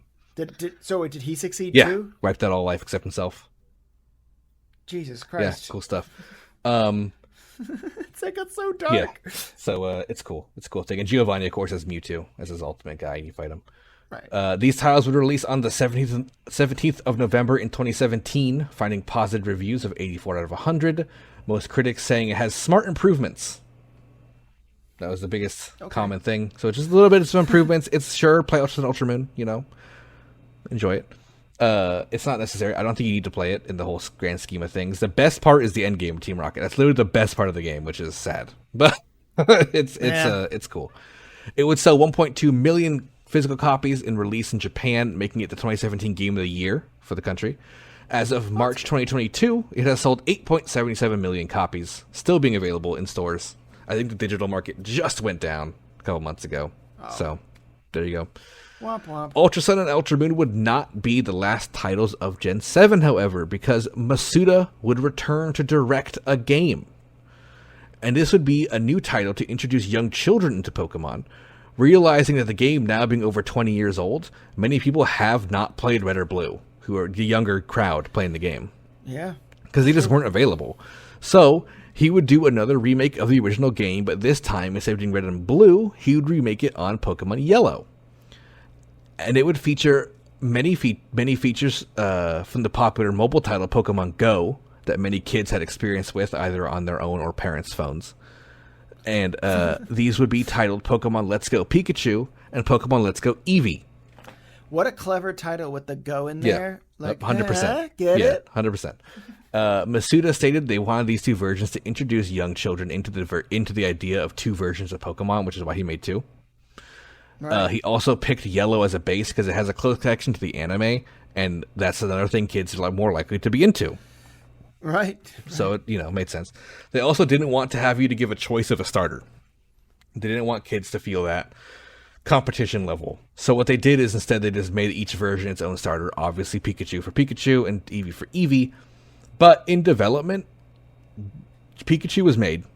Obvious. That's the obvious version. The second version actually was not an obvious choice for them. In hindsight, it seems it, but back then they were debating the development of it. And so before it came to Eevee, the choice, there was another Pokemon was set to be the starter Pokemon. I just want you to guess what it was. What do you think is a popular Pokemon that would be the second version? From Gen 1? Yes. Well, it has to have 3 evolutions, probably. No, well, Pikachu doesn't. And also, for the record, the Eevee you get and the Pikachu you get cannot be evolved in this game. Oh, I was going to say I'd want to pick Eevee because I'd have so many more options, but if I can't evolve it, never mind. God, I don't know. Who would they pick? Well, like Rattata? See, I mean, there's a couple options. I think Eevee is such a clear option in my brain. Like everyone loves Eevee. Me too. Like it's such a good thing. But I don't know, something like Meowth is a good choice. I thought, Meowth's a good one. Meowth would be good. But no, it was Psyduck. Okay, I mean, yeah, there was even Let's Go Psyduck. Like, those already title work was being made. Like, it was Psyduck. I kind of get it. He's a cute little dude, and he's popular. People like Psyduck. He's a loved Pokemon, but he's a little dopey he ended up being cut because his color scheme was too similar. They were having trouble making things like differences between the versions, and like, bro, that's so Hollywood. And like small marketing choices because like they're both yellow. Yeah, that's like so it's too hard. I'm sorry, we need somebody who looks a little different than you. And he just goes, sigh. And then it walks away. So yeah, Eevee was picked, and Eevee is an obvious choice for 2 reasons. 1, people love Eevee, but 2, it's also the starter of Gary/Shigeru, the rival character from the anime. Yeah. So you had the Eevee. That's why I thought it was always Eevee. Yeah, me too. I was like, yeah, those are like the two like alternate starters besides the three. Yeah. It's those No, two. I was on the same page. I thought that was the reason. But I guess not. This title right. would release the 16th of November in 2018 with an average 8 out of 10. Critics saying it was great for children, for who want to play Pokemon. But it's just, if you're an adult, it's too easy and not worth playing unless you really want to do a 4-3 visit to Kanto, or you just want to see a very pretty version of the game. Yeah, I kind of do, but I remember I enjoyed it. Our friend of the show, Soundwave, was just kind of like, yeah, it's great, but my God, I'm ripping through it. Oh, yeah, no, you can rip through it very fast, which could be a good thing if you want to rip through a game fast. The only interesting kind of big change is you could get the Alolan variants in it. So at each Pokemon Center, you're like, do you have a Geodude? I'll trade it to you from mine from where I'm from, so you can then get like your electric type Geodude. Nice. That is so. Yeah, that's pretty cool. That's a great way to add it. Yeah. So this game was put out on the Switch. It would sell 14.33 million copies as of today, but it is still available for sale, digitally and physically. So you can still go to a store and find it. I actually had no idea that the Let's Go duo pack that came out was actually a remake of the original games. Yeah. I honestly just thought it was like a unique new game because it didn't have the standard like Pokemon title, like Pokemon Sun, Pokemon Y. Yeah, it didn't have any of that. It was just, it had a new game. So I was like, this isn't a Pokemon game. For people who want to know, the biggest changes are you catch Pokemon by motion control throwing, or by swiping on the, or by like, you don't have to do motion control, you can just press A. But like that, instead of battling them, and a lot of the competitive features are removed. There's no EVs, there's no IVs, there's no natures, and I don't think there's passives either. They went back to like really basic Gen 1 mechanics. Yeah, well, for kids, that's exactly perfect. 100%. So, that's what it's meant for. They did what they meant to do. So I love it, and good. Get kids into this franchise all over again. Part 4, Hell yeah. Generation 8, and the end. Shigeru Mori would be hard at work during all that stuff to the next generation. This would be the first main Pokemon title on a Nintendo console that was main and not handheld of the Nintendo Switch. Technically, it's handheld. Guess why they did it? That was a licensing loophole because the Pokemon Company license said handheld only. So here we are. Having previously all been on handheld devices, it was a big task to switch this thing to be able to go to the big screen. And records were broken. That 500-person staff from the last game, throw it out, because now we have 1,000 staff members working on this title. Throw out these 500 people and hire 1,000 new ones. So Amori's first idea for Generation was he thought it'd be very cool because of the big screen. You could now put it on your big screen TV, right? He thought, what if we could have giant Pokemon? Bigger than ever before. And this was inspired fully by the big screen idea. That's where it comes from. And he thought it'd be really cool to see like a giant Pokemon fight a smaller Pokemon that had a sword and a shield like a monster slaying a dragon. And those were the titles. Pokemon dope. Sword and Shield would come to be. I loved the names. I have Sword. I have Sword too. His theme for the series would be strength and the struggle to become the best and the strongest around. Yeah, that's been the theme. And Leon doesn't let you forget that. Anyway, the new feature, Dynamaxing, was introduced, which allowed you to make your Pokemon giant in battle for 5 turns, getting a massive stat increase for health and as well as a new moves it could use that were stronger. The region of the game would be called Galar, which would be direct, or Galar, I think it's Galar, say it, would be based directly off of our world's British Isles, accents and all. People say "Oi" in chat, which is great. The soundtrack would be focused on British rock music. Also good shit. Which is great. Like the gyms are based on the soccer or football, if you will, stadiums of the UK.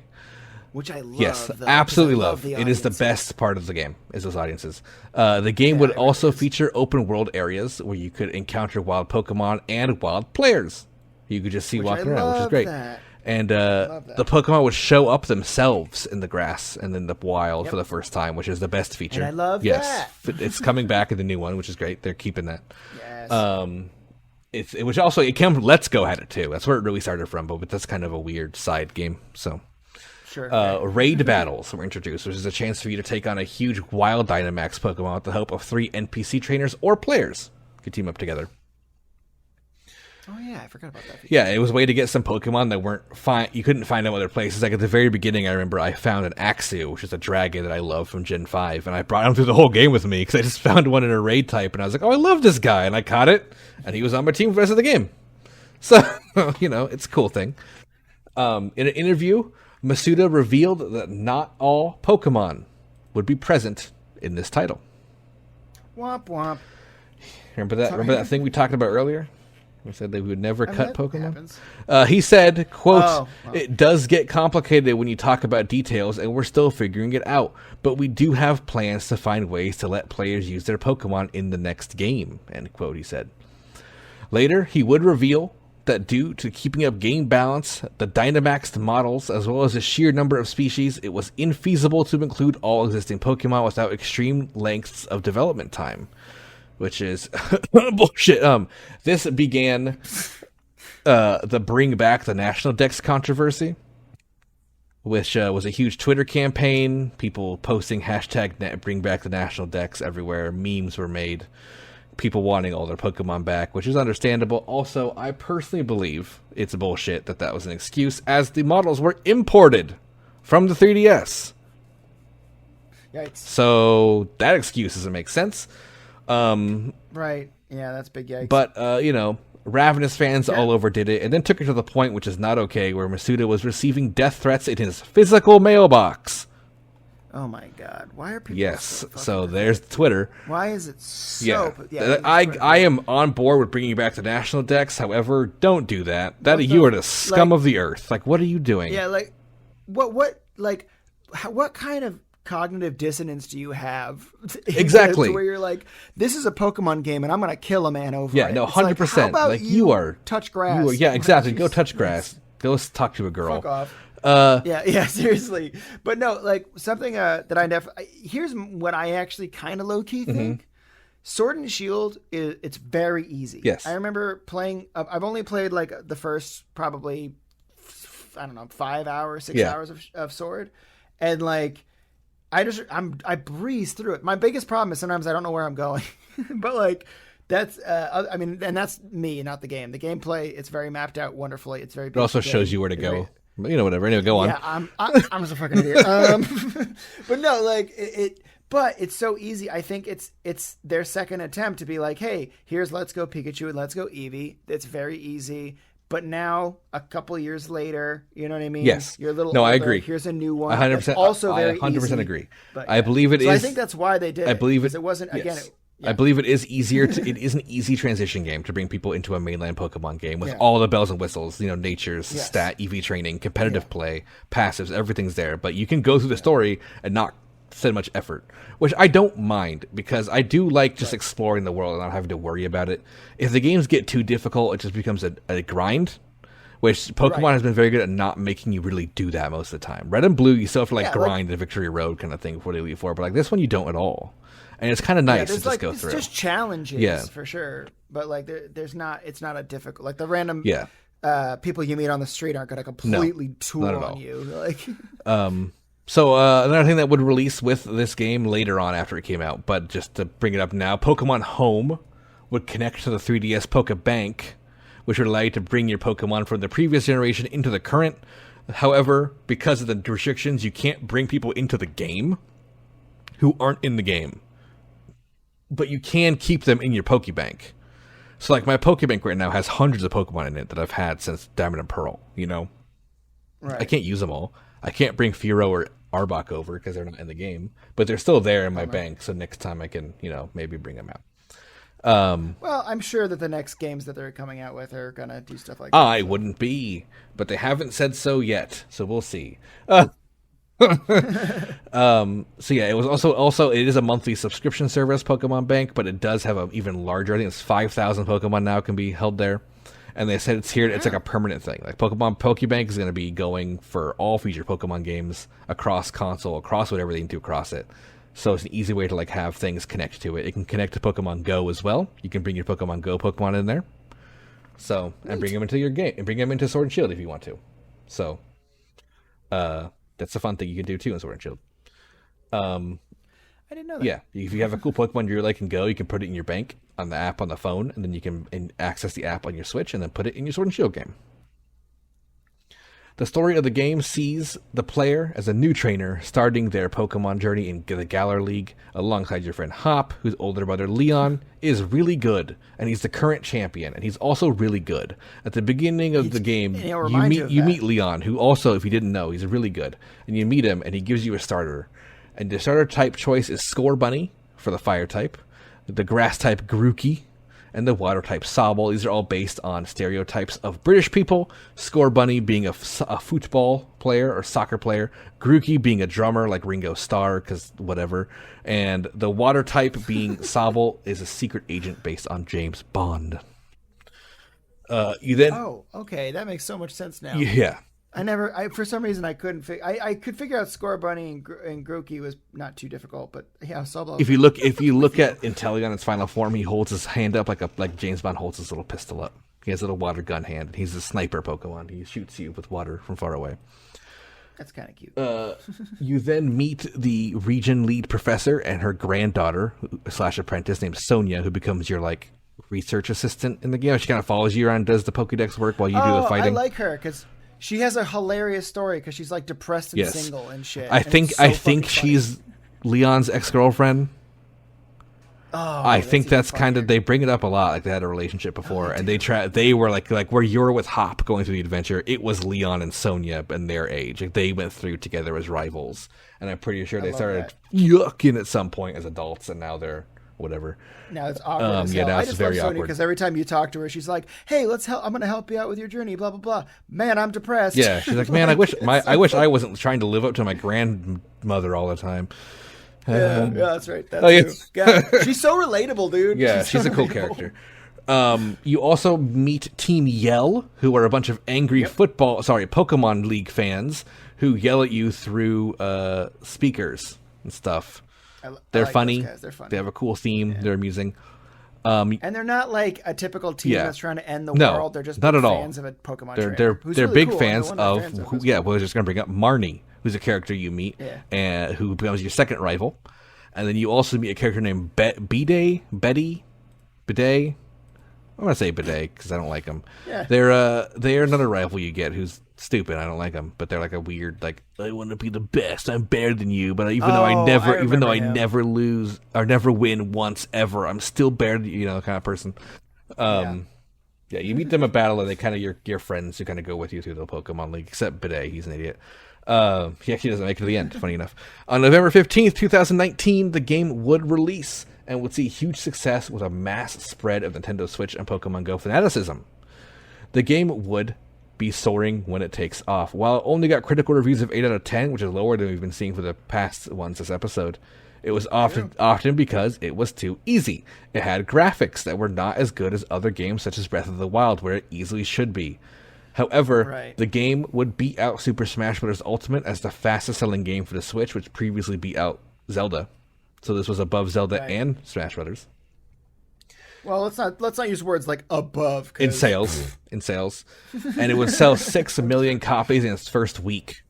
Today, the game is still selling frequently. It has a total of 24.50 million sold, which is the highest sold since Red and Blue.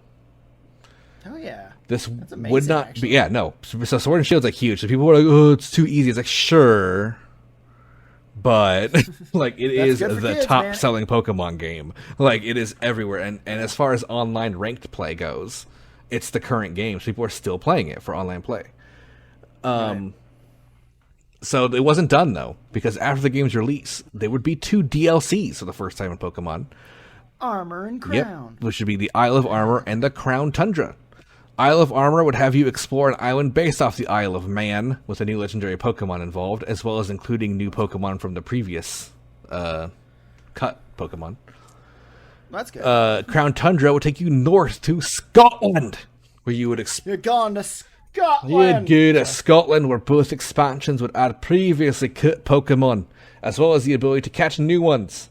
There'd be 5 new legendaries added into Crown, including 3 variants of our favorite boys, Zapdos, Articuno, and Moltres would get their variants. So, which I they look absolutely love all of them, but my favorite has got to stay the same with fighting type Zapdos. I love that guy. and this fighting type bird. Like, come on. Okay, so Moltres is a dark giant death machine's great too. So these would initially be digital only sales. They would add together 200 pre-existing Pokemon being added back into the game, which is great. Isle of Armor would come out in June of 2020, while Crown Tundra came out in October of 2020. And in November of 2020, they both came out with physical releases together as a single game. Oh, well, that's Which I think is just a code in a box, but for people who like to collect their physical versions. There it is. right. The next game we would see would be the long-anticipated remakes of Generation 4 with the announcement of Pokemon Brilliant Diamond and Pokemon Shining Pearl. Man, the amount of times I watched our friend MJ try to catch a shiny but Still hasn't left the starting area. So these titles would be the first main games to not be made by Game Freak. These would instead be made by a company called ILCA, which I believe is I Love Computer or something. It's a small company that would be published by Nintendo to make the game. Masuda would return to direct this game, assistant direct this game, I should say, and he announced this would be his final Pokemon project. This Pokemon would be a 1-to-1 remake of Diamond and Pearl, from battles to dialogue, with no inclusion of Pokemon from games after Diamond and Pearl. It would have a major art style overhaul to look almost chibi-like outside of battle, to mimic the 2D style in a new 3D world. So the old 2D, I do too. The old 2D sprites, their big heads and stuff, they just made it 3D. Yeah. Say it looks exactly the same, it's just 3D. The title would feature no online competitive play, no online matchmaking, making many of the competitive players, such as myself, basically stop playing the game, and many just didn't play it. Well, maybe some other scumbag shouldn't have sent death threats, and maybe Yeah, well, I mean, it's weird. I don't know why they didn't do it, because the previous remakes did have current competitive play. Right. They decided not to do it. This game would release the 19th of November in 2021, and players would immediately find glitches and exploits that would allow you to get to places you can't get to get event legendaries, as well as duplicate items. So that was pretty cool. Oh, okay. It would get reviews of 73 out of 100 average, the lowest of any Pokemon title. Wow, that's a bummer. The problems were very visible besides the glitches, and it's clear that it wasn't made with a lot of care or effort compared to the others. It's likely due to it just not being Game Freak, who instead focuses efforts on other games at the time. The popularity of Gen 4 did keep it going, did keep it doing well, however, because people love Diamond and Pearl, and it did sell up to today 14.79 million copies. So sold a lot. People like it because it's Diamond and Pearl, but that's about it. Right. It also has the hardest champion. It made Cynthia, who was hard in Diamond and Pearl, look weak compared to her version in this game. So if you want a game with a challenge, a champion, do this one. The new one? Yeah, she has a competitive EV and IV trained competitive moveset team for the champion fight. So Well, there's your competitive play. There's your competitive play. The last game we have to go over today is the most recent, which I want to talk a little bit about, which is Pokemon Legends Arceus. Yeah. This is a title that was announced alongside Diamond and Pearl at the same time. They announced them both. This would be an open world third-person adventure title, and would release on January 28th, 2022, and would be one of Pokemon's most unique titles yet. I love this game, for the record. I think it's fantastic. I'm excited to get to it. Yeah, it's very good. I mean, technically, if you're doing time-wise, you can play it now, but Right. it's hard to say where to put this. I want to earn it. Yeah. I want to earn it. So the plot of this game is you get sent back in time by the Pokemon god Arceus. The player, you arrive in the far past in a region called Hisui, which is based on the city and area names. Like, if you notice immediately, oh, this is Sinnoh in the past, because it has the same towns, the same cities, so this is the same area as Diamond and Pearl. This is based on the history of Hokkaido in real life, which Sinnoh was based on, because it used to be called Ezo, or Ezo, I don't know how you say it, during the Muromachi period of time, which is when people from outside of Japan started kind of visiting and living and trading with Japan. So during this time, the island was a different name, and that's a big theme in the game. You're a member of a group of these people from other regions called the Galactic Expedition Team. Like Team Galactic. Get it? The bad guys? What does that mean? So weird. Womp womp. And then you help out the two native clans of the region, the Diamond Clan and the Pearl Clan. This game also gives major Pokemon lore for besides separate Pokemon, just the world and how things are set up and what it was like in the past. You also get to see the invention of the Pokeball, which they kind of state that scientists realize that Pokemon can change their type. Like Pokemon as a type of living creature are like can become big and small, but they can't control it. But that's how evolution works. Like they just change their size and their shape and their features like rapidly. You know what I mean? It's like kind of like that's how these creatures can evolve and we can't, kind of thing. It also is how we can force them to be small through technology in these balls and live in an energy state inside of them, which expands onto two other ideas. The one, Dynamaxing. There you go. Right. Number two is how they can be put into PCs and be put in. I was going to say also Omega. Oh, you're right. And how they can live as digital forms because they're just living energy state. You just upload them to a computer and they can be digital. And how you can create a Pokemon like Porygon digitally that gains sentience and then becomes an animal. And then it just pops out as a living thing. Yeah. So like it adds a little bit of, explanation for that kind of stuff. That's pretty cool. The game would launch as a Metacritic right now of 83 out of 100. Critics review it at 9 out of 10. It's got a lot of praise for its open world and combat changes. Complaints are mostly about the graphics, which I will admit are pretty lackluster. Yeah, it's like a bad Breath of the Wild. Doesn't. Yeah, it doesn't look super good. It's just like we've seen Breath of the Wild. We know you can do it. You're just not doing it. Right. It would sell 6.5 million copies in its first month. It currently has 12 million sold, so it's selling very well for a side game. Right. Oh yeah. I wouldn't really call it a side game. Yeah, it's not. It's hard. It's hard. It's like Let's Go. It's kind of hard to put it as a side game, but it is. It's not like the same. It's not quite the same especially because we know I do. Yeah. With the next game coming out, we're going back to base formula. So that's like the next main game. Right. I guess that makes sense. See, to me, I thought that Legends Arceus was going to kind of be what Breath of the Wild was to the Zelda franchise, of almost like rebooting it, like. You know what I mean? In a way, like know all the stuff, you know what's going on here. Let's do something very different. What we're going to end on with this week is I'm going to talk a little bit about what we know about the future, which is Generation 9, and you're not wrong because a lot of features do come back. All right. So so we have coming out in November this year, 18th of November. Mark your calendars. We have Scarlett and Violet coming out. This region is called Paldea that it takes place in, and it is Spain. The map is basically 1-to-1 with the Iberian Peninsula. Like, it's not even, like, there's no hiding what this is supposed to be. Right beneath Kalos, which is cool. The game is the first main title in the series to be fully open world. The ability to challenge gyms, whatever order you choose. Walk around the world, just challenge gyms, find stuff, do your own thing. You can sneak in grass to get around wild Pokemon from attacking you, just like Arceus. You can throw your balls at Pokemon from behind, just kind of sneak up on them, it looks like, what we've seen. It's kind of like Arceus. We just got so we get some information coming in and out. A lot of new Pokemon. A lot of them look cool. The grass starter is a kitten named Sprigato. Yeah. The water type, which I love to death, which I'm picking, is a small little duck with a cool hat on called Quaxley. And, I was going to kick Quaxley too, yeah. And then the fire type, which is a little hot chili pepper gator, who also is adorable. I can't remember his name. He's a cute little dude. They're all winners because they were announced not that long ago. So the internet exploded for like 2 weeks about it. They're all very cool looking. They are good. I'm excited.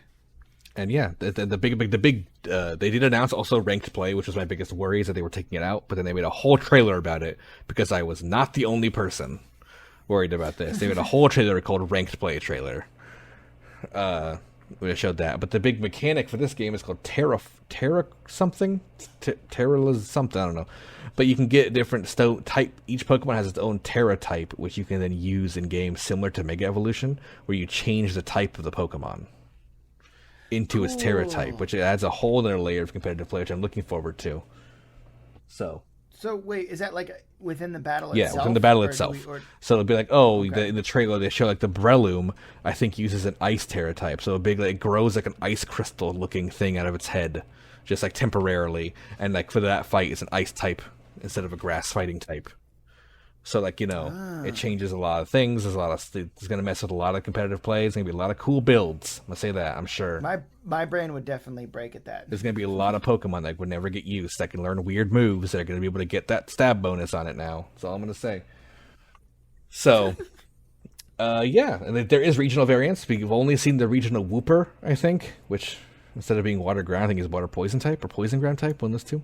Be poison something. And so we are getting regional variants, which is cool. That's about all we really know. Whooper from? Generation 2. Gold and Silver. Right, okay. I have a giant list of all of them in front of me, but there's too many names to scroll through quickly. Yeah. He's a Whooper now. He's purple with the skull and crossbones on his chest or something because he's poisonous. And I think the story is like that you're in a school, like you're in a class, and it's like every year this class, and you reach this age, does this big treasure hunt.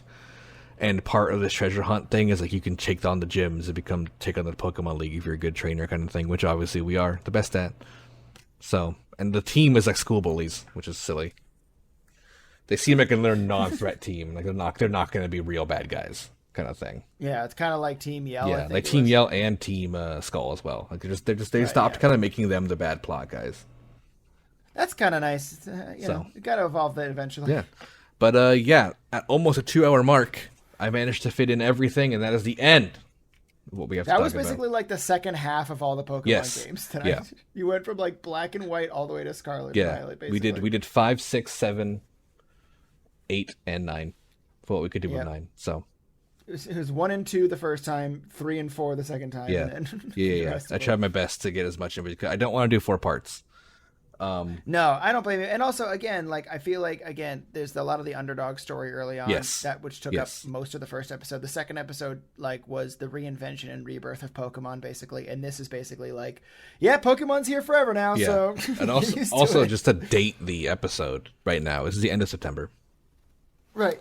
So after this episode, we are entering the spooky season, and we will be doing, at least under my watch, spooky episodes.